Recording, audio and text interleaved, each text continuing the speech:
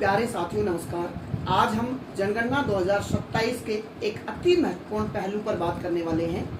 क्योंकि हम जनगणना 2027 के बारे में अगर बात करें तो यह 2 चरणों में हो रही है। पहला चरण 15 मई से 15 जून तक मकानों का सूचीकरण यानी मकानों का नंबरीकरण जो है किया जाने वाला है। लेकिन दूसरा चरण यहाँ पर फरवरी 2027 में होने वाला है और उस चरण में प्यारे साथियों जनगणना जो है जनसंख्या जनगणना का कार्य किया जाने वाला है।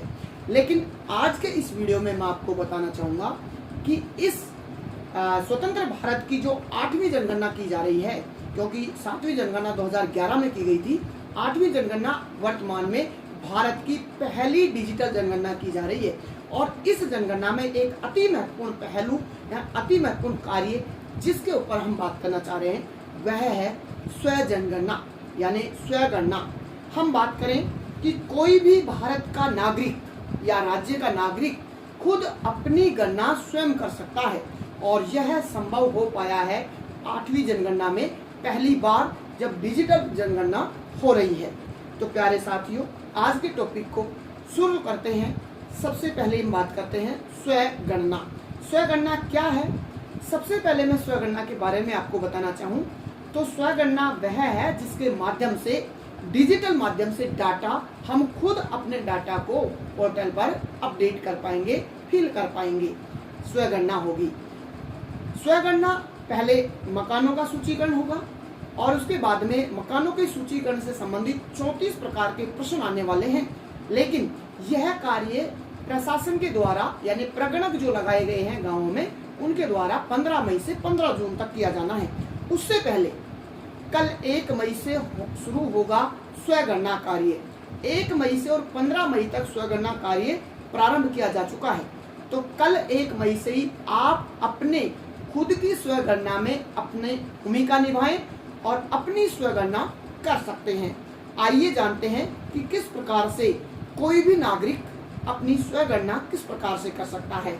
सबसे पहले हम प्यारे साथियों बात करते हैं एक वेब पोर्टल यानी एक वेबसाइट जहां से हम डेस्कटॉप या लैपटॉप या स्मार्टफोन के माध्यम से इस स्वगणना को कर सकते हैं। जैसे हमारा स्मार्टफोन या डेस्कटॉप है वहां पर हम गूगल में टाइप करेंगे se.census.gov.in और इस पर जैसे ही क्लिक करेंगे प्यारे साथियों तो आप सीधे के सीधे पहुंच जाएंगे आपके लॉगिन पर। लॉगिन करने से पहले जो प्रक्रिया है उसकी मैं थोड़ी सी बातें आपके सामने कर लेता हूं कि यह डिजिटल स्वगणना किस प्रकार से होनी है और क्या क्या कार्य होने वाला है। सबसे पहले मोबाइल नंबर के माध्यम से इस पोर्टल पर आप लॉगिन होंगे और लॉगिन होने के बाद में भाषा का चयन कर लेंगे।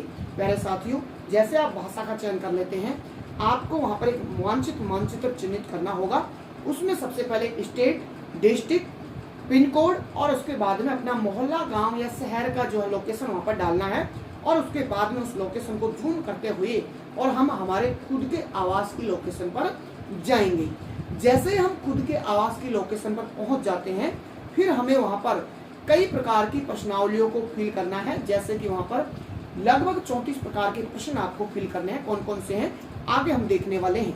और जैसे आप इस प्रकार के 34 प्रश्नों को फिल कर देंगे तो यह सबमिट करने के बाद में प्रगणक के पास में ये पूरा डाटा चला जाएगा और वहां से प्रगणक आपके डाटा का सत्यापन करेगा आपके साथ में मिलकर कि आपने सही भरा है या कोई अगर गलती से या कोई गलती फीड हो गई है तो उसको भी अपडेट करने का ऑप्शन प्रगणक के पास में रहने वाला है।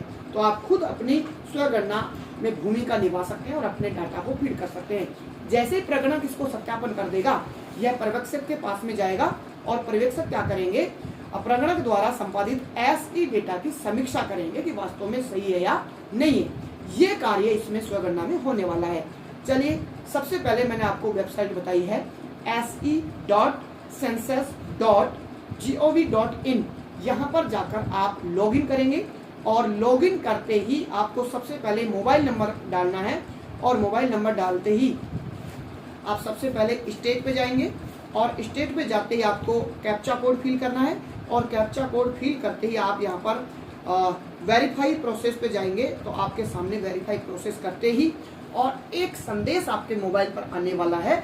और वो संदेश क्या होने वाला है प्यारे साथियों, जनगणना 2027 के मकान सूचीकरण चरण के लिए स्वयं जनगणना पोर्टल में आपका हार्दिक स्वागत है। इस प्रकार का संदेश आपको मिलने वाला है। इस पोर्टल के माध्यम से आप अपने परिवार से संबंधित HLO जानकारी प्रदान कर सकते हैं। इस प्रक्रिया को पूरा करने में लगभग 15 से 20 या अधिकतम 40 मिनट का समय यहाँ पर लग सकता है, ज़्यादा समय नहीं लगने वाला है।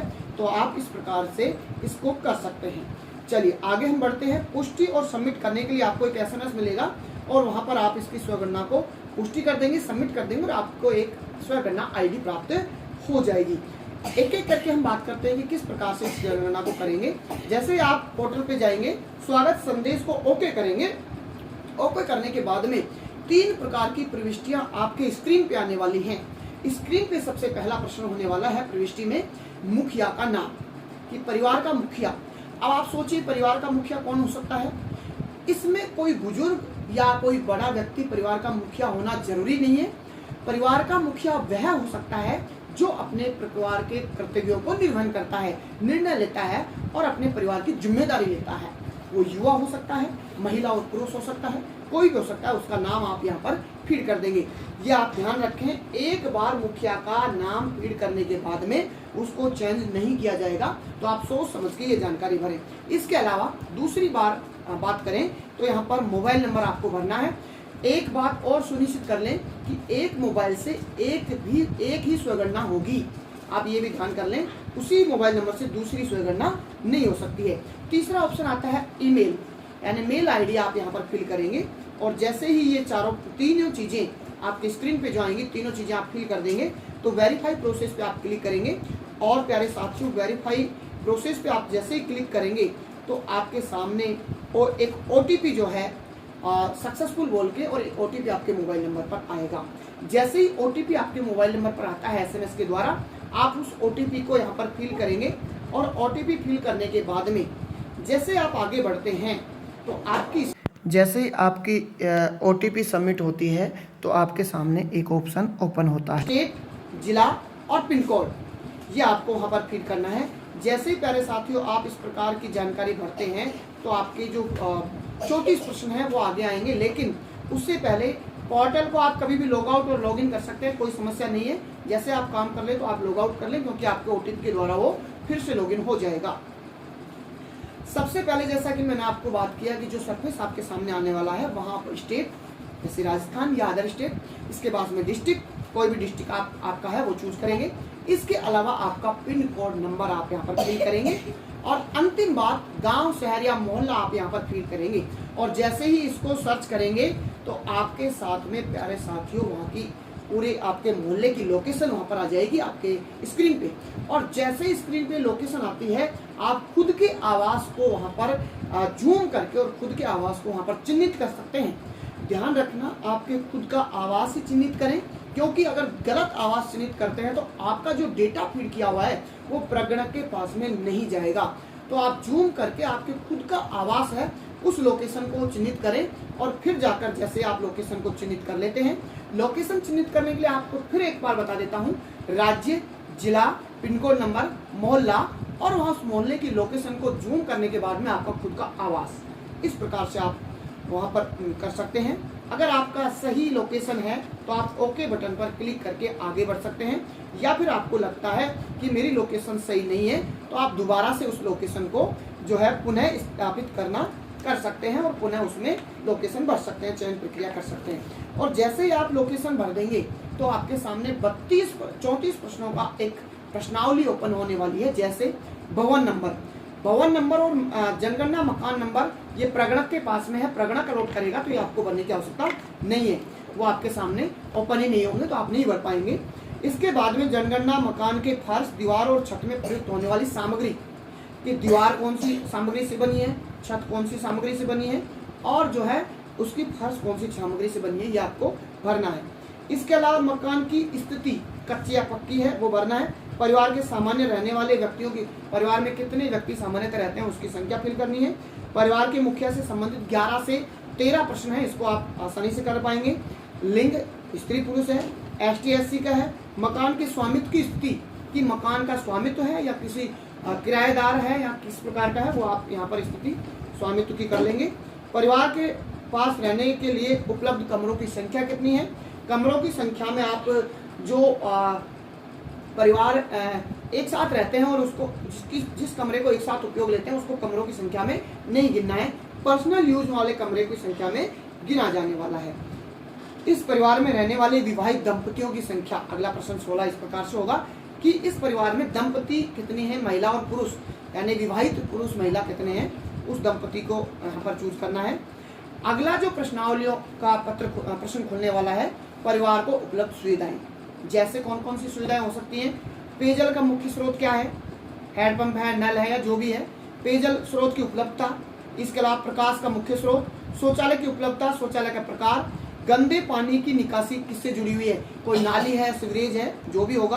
परिसर के अंदर स्नान सुविधा उपलब्धता है या नहीं है, रसोई घर में एलपीजी है या नहीं है, खाना पकाने के लिए प्रयुक्त मुख्य ईंधन कौन सा है। और इसके अलावा 26 से 32 जो प्रश्न होने वाले हैं आपके 26 नंबर से, वो होने वाले हैं संपत्ति से संबंधित, यानी आपके घर में क्या क्या संपत्ति है, जैसे रेडियो या ट्रांजिस्टर है, या फिर टेलीविजन है, इंटरनेट सुविधा है, laptop, computer, telephone, mobile phone, smartphone, cycle, scooter, motorcycle या मोपेड, कार, जीप, वैन, परिवार द्वारा उपयोग किए जाने वाला मुख्य अनाज और मोबाइल नंबर। ये सारी जानकारी आप इन 34 प्रश्नों को आप भर पाएंगे। और भरने के बाद में जैसे फर्श में मैं बात कर रहा हूँ कि मकान की फर्श मिट्टी की है, कंकड़ है, या लकड़ी की है, पत्थर की है, सीमेंट की है, ये ऑप्शन आपके सामने खुल जाएंगे और आप उसको टिक मार्क करेंगे, तो आपके 34 के 34 प्रश्न आप इस प्रकार से भर पाएंगे। जैसे साथियों आप इन 34 प्रश्नों को कंप्लीट कर देंगे और प्रश्नावली आपकी कंप्लीट होगी। कंप्लीट होने के बाद में आपको क्या करना है, सहेजे और आगे बढ़े के एक ऑप्शन आने वाला है, वहां पे आप क्लिक करेंगे, या फिर आपका कोई प्रश्न गलत हो गया है तो आप पुनः स्थापित करने वाले ऑप्शन को क्लिक कर सकते हैं। इसके बाद में जैसे ही सहेजे और आगे बढ़ेंगे तो आपको पूरा स्क्रीन पर पूरा का पूरा जो आपने डाटा फीड किया है वो पूरा डाटा फिल किया हुआ एक स्क्रीन पर आ जाएगा। पूर्व अवलोकन, यानी सबमिट करने से पहले एक बार पुनः अवलोकन आप उसका कर लेंगे कि परिवार का पंजीकरण विवरण क्या क्या आपने फिल किया है, जो भी आपने फीड किया है वो सारी चीजें एक साथ आ जाएंगी, आप उसको अच्छे से देख पाएंगे। देखने के बाद में आपके पास में 3 ऑप्शन फिर से आने वाले हैं। प्यारे साथियों, अंतिम चरण है हमारा संशोधन के लिए वापस जाएं। अगर आपको लगता है कि मेरी कोई जानकारी गलत फीड हुई है तो आप संशोधन के लिए वापस जा सकते हैं, या फिर आपको लगता है कि मुझे अभी सबमिट नहीं करना है और चेक करना है कुछ डाटा, तो आपको इसको ड्राफ्ट में सेव कर देना है, दूसरा ऑप्शन। तीसरा ऑप्शन आता है कि आपको लगता है कि मैंने सारी जानकारी सही से भरी है और अच्छे से भरी है, तो आप पुष्टि करें और सबमिट बटन पर क्लिक कर दें। जैसे प्यारे साथियों आप सबमिट बटन पर क्लिक कर देंगे तो आपके सामने एक अंतिम रूप से मैसेज आने वाला है कि अंतिम रूप से सबमिट करने के बाद सबमिट किया गया डेटा में कोई बदलाव संभव नहीं होगा। क्या आप आगे बढ़ना चाहते हैं? तो आपके अगर डाटा सही है तो आप हाँ या यस करके आगे बढ़ेंगे, और आगे बढ़ने के बाद में आपको एक संदेश मिलने वाला है स्क्रीन पे, सफलतापूर्वक सबमिट किया गया, आपका स्वगणना फॉर्म सफलतापूर्वक सबमिट कर दिया गया है, और आपको वहीं पे एक SEID स्वगणना ID प्राप्त हो जाएगी और वहां पर लिखा हुआ मिलेगा। आपसे अनुरोध है कि आप मकान सूचीकरण का पूरा करने के लिए इस स्वगणना ID को प्रगणक के साथ साझा करें, और अगर नहीं मिले तो प्रगणक द्वारा नई गणना करवाइए। आप ID साझा कर सकते हैं, और मान लीजिए फिर भी आपको ये जो ID है सबमिट करने के बाद में SMS के द्वारा और मेल ID के द्वारा प्राप्त होने वाली है, फिर भी किसी कारण से इस ID को भूल जाते हैं या खो जाती है, तो आप फिर से इस पोर्टल पर जाकर अपने उसी मोबाइल नंबर से लॉगिन करेंगे, OTP डालेंगे और आपका एक मुख्य पृष्ठ खुलने वाला है, और उस मुख्य पृष्ठ में जो जानकारियां आपकी स्क्रीन पे आने वाली हैं, परिवार के मुखिया का नाम, इसके अलावा मोबाइल नंबर जो आपने मोबाइल नंबर डाला है, और आपकी मेल ID और आपकी स्वगणना ID, ये 4 चीजें आपकी स्क्रीन पे जैसे आप लॉगिन करेंगे तो प्राप्त हो जाएंगी। इस प्रकार से प्यारे साथियों आप अपनी खुद की स्वगणना करने के लिए इस जनगणना 2027 में भूमिका निभा सकते हैं, और आप जो प्रगणक आपके पास में आने वाला है उसका सहयोग कर सकते हैं। आपकी खुद की स्वगणना करके प्रगणक का सहयोग करें और समन्वय स्थापित करते हुए इस आने वाली जनगणना 2027 में आपकी भूमिका निभाएं। थैंक यू, धन्यवाद।